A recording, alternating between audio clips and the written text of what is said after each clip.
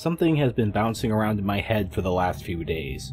I watched a video from Crossing Ways that describes Vegeta, a character from Dragon Ball Z, who is described in the video as having a MGTOW moment when he turned evil and became known as Majin Vegeta.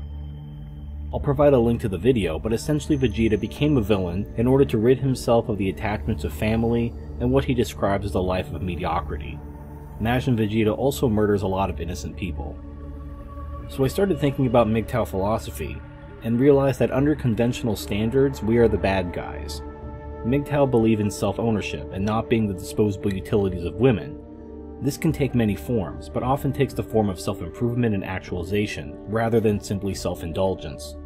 There may also be an element of Darwinism involved, as some MGTOW, myself included, see our societal gynocentrism as so embedded that the only way to dislodge it would be to allow society to collapse. We prepare for this collapse by teaching men about the physical, intellectual, and philosophical realities that hopefully allow men to make a better society from the ashes of the former one. Not all MGTOW think about the larger picture, obviously, and the community is mostly focused on individuals and individualism, with most MGTOW simply trying to understand the world and create a better life for themselves.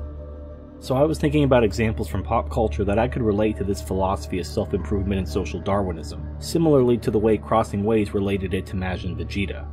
And I came up with two, and like Vegeta, they're both villains, pretty major ones in fact. They are Darth Bane from the Star Wars universe, and Apocalypse from Marvel's X-Men. I'm assuming you know what Star Wars is, but if not, I'm linking to a couple videos from Super Carlin Brothers.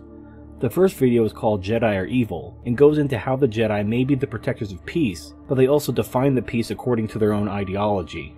This is very analogous to the situation MGTOW face, where the morality of society is defined by gynocentrism. The second video is called We Are All Sith, and goes into the Sith code, which focuses on self-improvement and actualization. The Sith, particularly the incarnation known as the Dark Lords of the Sith, were particularly focused on self-improvement and Darwinism.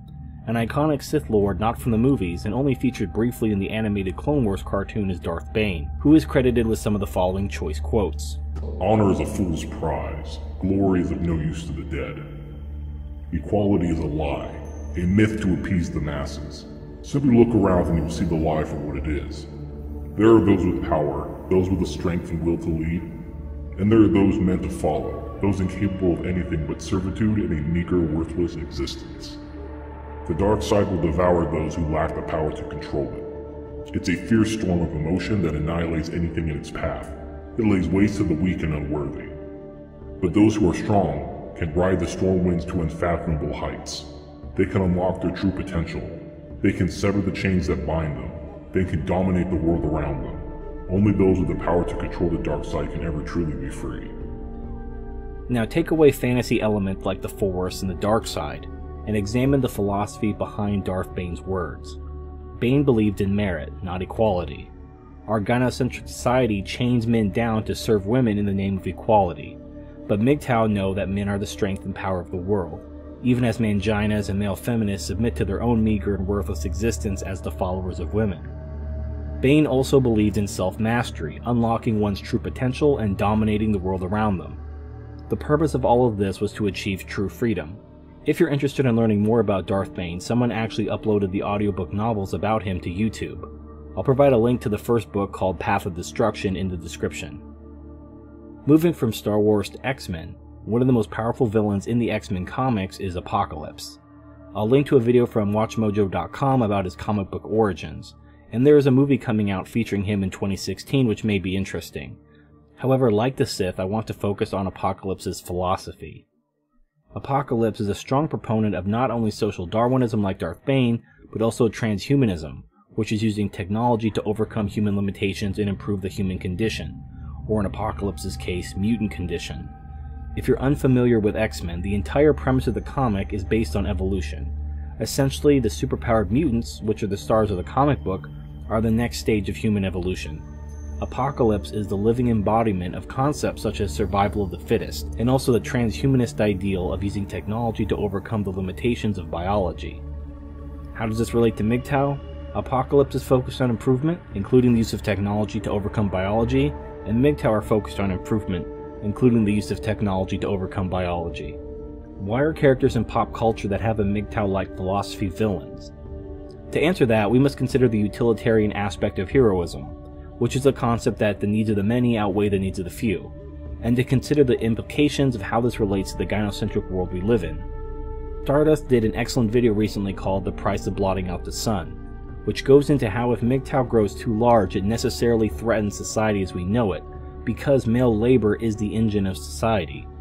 I even said in one of my own videos about tribalism that the blood of men greases the wheel of progress. So let's say that you as a MGTOW are given a choice. Imagine two buttons, one green and one red. You hit the green button. Men will continue to be exploited as utilities by society in general and women specifically. They will continue to have their money and children stripped from them by their ex-wives with impunity in order to keep these men working under threat of prison and to alleviate the burden on the welfare state. Gynocentrism will continue to go as strong as ever, with perhaps the occasional reform thrown to men like a bone to keep the peasants from revolting. If you hit the red button, society will collapse. Gynocentrism will largely end as women will be unable to protect or provide for themselves and will be forced to submit and become the property of men, in addition to the competition between men due to scarce available resources, which will lead to male scarcity. The divorce courts will be gone, and the feminist movement will be nothing more than a distant memory. However, the price of these positive accomplishments will be the death of millions, possibly billions of innocent people. Coltane, in a video about the concept of dualism in biology, demonstrates that the population of the world greatly exceeds the planet's normal capacity to sustain, and it is only through our complex and technological infrastructure that humanity can maintain the population numbers it currently does. A societal collapse complete enough to dislodge gynocentrism would also be complete enough to disrupt this infrastructure, possibly irreparably, meaning that up to 5 billion people could possibly die. So to return to our dilemma, we have two buttons. One maintains the gynocentric status quo, and the other causes the death of millions, possibly billions of innocent people. Which button would you push if you had to choose one? Have you figured it out? Even if you haven't, the fact that you're still thinking about it shows why those who espouse a philosophy similar to MGTOW in pop culture are villains. Now, at the end of the day, there is no morality in nature, but it is interesting to acknowledge that when MGTOW critics mention the societal threat MGTOW poses, they aren't just talking out of their asses. I realize that this may be a difficult subject for some who think of themselves as good people to consider that in a fictional world we might in fact be Dark Lords of the Sith or Horsemen of Apocalypse, and maybe I'm wrong. Tell me what you think in the comments section. Please like, favorite, comment, and subscribe. Thank you for watching, and I'll see you next time.